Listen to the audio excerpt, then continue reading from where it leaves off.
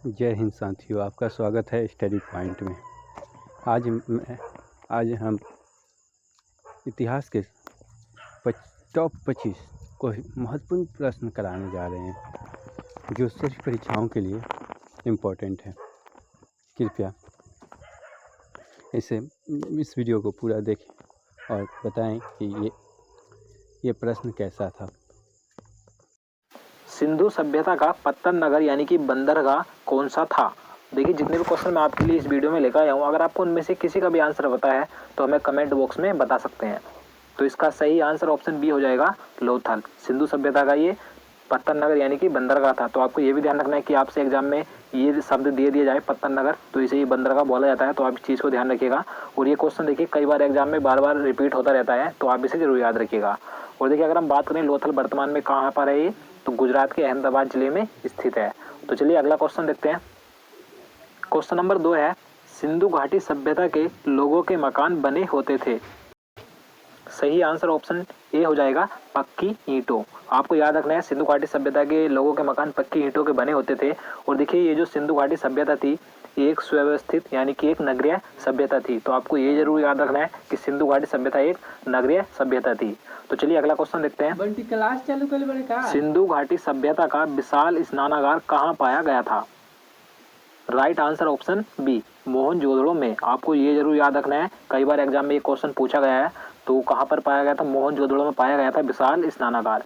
और देखिए, इस स्नानागार का प्रयोग आम जनता के लिए विशेष आयोजनों के लिए किया जाता था। और देखिए, मैं आपको मोहनजोदड़ो के बारे में कुछ और पॉइंट बता देता हूँ जो कि एग्जाम में पूछे जाते हैं। मोहनजोदड़ो को मृतकों का टीला कहा जाता है, आपको याद रखना है। और देखिए, मोहनजोदड़ो की खोज राखल दास बनर्जी ने 1922 ईस्वी में की थी। तो आपको ये डेट याद रखनी है।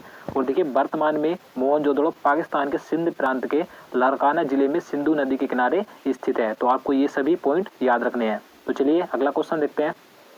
क्वेश्चन नंबर 4 है, भारत में सबसे पहले खोजा गया शहर कौन सा था? Right answer option A, Harappa. Bharat में खोजा गया सबसे पहला शहर था हड़प्पा, आपको याद रखना है। और देखिए, इसकी खोज दयाराम साहनी ने 1921 ईस्वी में की थी। तो आपको ये डेट याद रखनी है। तो चलिए नेक्स्ट क्वेश्चन देखते हैं। मोहनजोदड़ो में सबसे बड़ा भवन कौन सा है?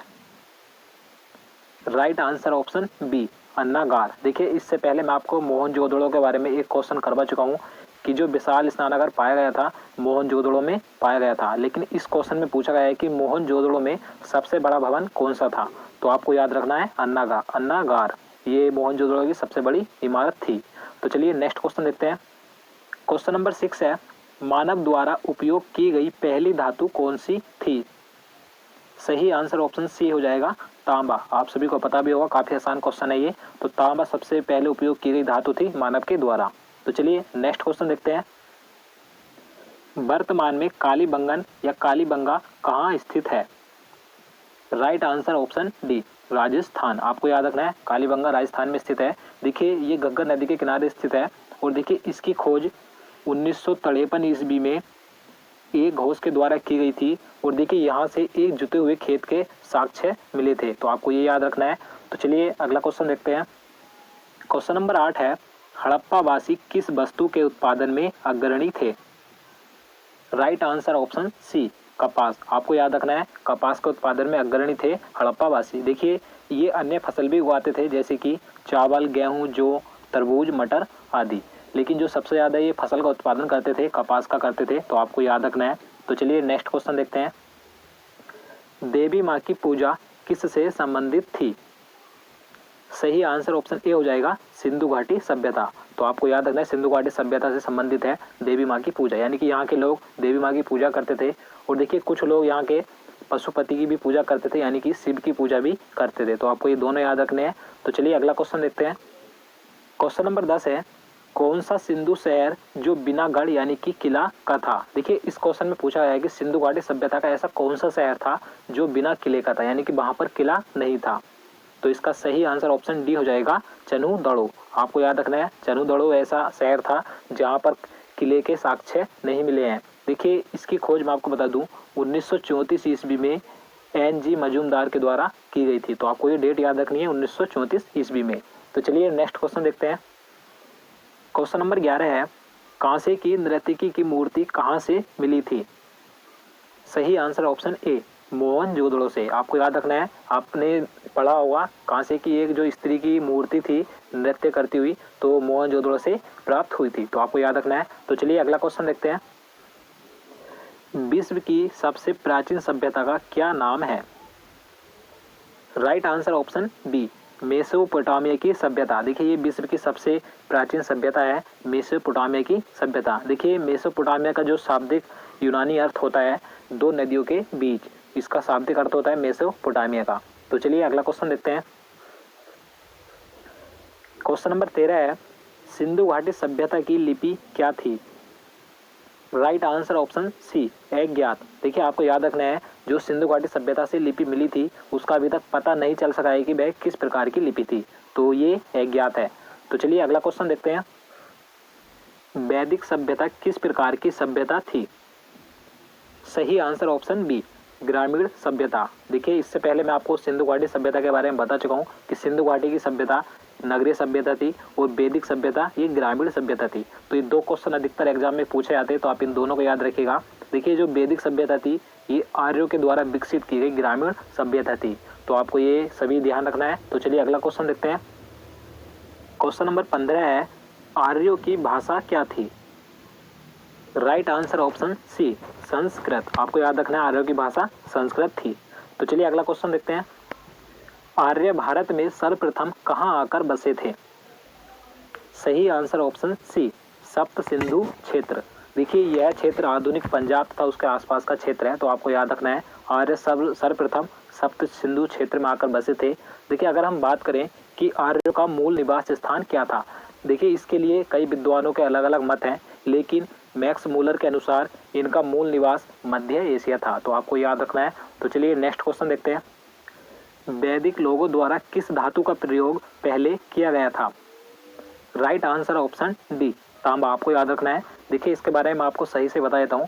जो वैदिक सभ्यता थी उसे दो भागों में बांटा गया था, ऋग्वैदिक काल और दूसरा उत्तर वैदिक काल। तो ऋग्वैदिक काल में आर्य तांबे से परिचित थे, यानी कि वैदिक सभ्यता में के लोगों द्वारा सर्वप्रथम तांबे का प्रयोग किया गया था, और उत्तर वैदिक काल में जो उत्तर वैदिक काल के लोग थे वे लोहे से भी परिचित हो गए थे, तो आपको याद रखना है। तो चलिए अगला क्वेश्चन देखते हैं। क्वेश्चन नंबर 18 है, वैदिक आर्यों का प्रमुख भोजन क्या था? राइट आंसर ऑप्शन बी, दूध और इसके उत्पाद। देखिए इनके जीवन में गाय और दूध का बहुत महत्व था।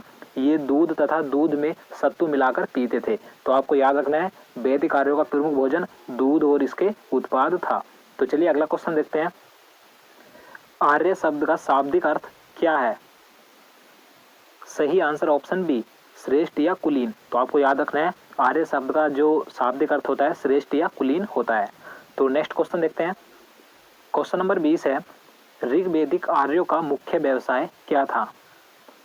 सही आंसर ऑप्शन सी, पशुपालन। आपको याद रखना है। देखिए मैं आपको बता चुका हूँ जो वैदिक सभ्यता थी इसे दो भागों में बांटा गया था, ऋग्वैदिक काल और उत्तर वैदिक काल। तो ऋग्वैदिक काल के जो आर्य थे उनका मुख्य व्यवसाय पशुपालन था। तो चलिए अगला क्वेश्चन देखते हैं। प्रसिद्ध गायत्री मंत्र किससे लिया गया है? Right answer option D, Rigveda. देखिए आप सभी को पता भी होगा, ये क्वेश्चन कई बार एग्जाम में पूछा जाता है, तो आप इसे जरूर याद रखिएगा। देखिए ऋग्वेद के तीसरे मंडल से लिया गया है और यह सूर्य देवता को समर्पित है गायत्री मंत्र। और देखिए अगर हम बात करें ऋग्वेद में कुल 10 मंडल हैं और 1028 सूक्त हैं, और जो कुल वेदों की संख्या आप सभी को पता होगा 4 है। 4 वेद कौन कौन से हैं? यजुर्वेद, अथर्ववेद, सामवेद और ऋग्वेद, तो आप इन्हें याद रखिएगा। तो चलिए अगला क्वेश्चन देखते हैं। क्वेश्चन नंबर 22 है, सबसे प्राचीनतम वेद कौन सा है? Right answer option D, Rigveda. काफी आसान क्वेश्चन है ये। अगर हम बात करें सबसे बाद का वेद कौन सा है, तो सबसे बाद का वेद अथर्ववेद है और सबसे प्राचीनतम यानी कि सबसे पहला वेद ऋग्वेद है, तो आप इन दोनों को याद रखिएगा। तो चलिए अगला क्वेश्चन देखते हैं। पुराणों में सबसे प्राचीन एवं प्रमाणिक कौन सा पुराण है? सही आंसर ऑप्शन ए, मत्स्य पुराण। देखिए इसके बारे में आपको बता देता हूँ। देखिए भारतीय ऐतिहासिक कथाओं का क्रमबद्ध विवरण पुराणों से मिलता है, तो आप समझ गए होंगे। देखिए कुल पुराणों की संख्या 18 है, लेकिन इनमें से सिर्फ 5 ही पुराण ऐसे हैं जिनमें राजाओं की वंशावली पाई जाती है। तो चलिए अगला क्वेश्चन देखते हैं। क्वेश्चन नंबर 24 है, ऋग्वेद का कौन सा मंडल सोम देवता को समर्पित है? सही आंसर ऑप्शन ए हो जाएगा, नोवा मंडल। मैं आपको बता चुका हूँ जो ऋग्वेद में कुल मंडल हैं 10 हैं, तो इनमें से जो नोवा मंडल है ये सोम देवता को समर्पित है। तो आप इसे याद रखिए, कई बार एग्जाम में ये भी पूछा जाता है। तो चलिए अगला क्वेश्चन देखते हैं। किस वेद में बलि सूत्रों का जिक्र किया गया है? Right answer option A Yajurveda. आपको याद रखना है बलि सूत्रों का जिक्र यजुर्वेद में किया गया है। और अगर हम बात करें यहाँ पर अथर्ववेद की, अथर्ववेद में जादू टोनों से संबंधित है ये, और जो सामवेद है ये संगीत से संबंधित है, और ऋग्वेद ये प्रारंभिक कार्यों के विस्तार से संबंधित है। तो आप इन चारों को याद रखिएगा। तो दोस्तों आज के लिए इतना ही। उम्मीद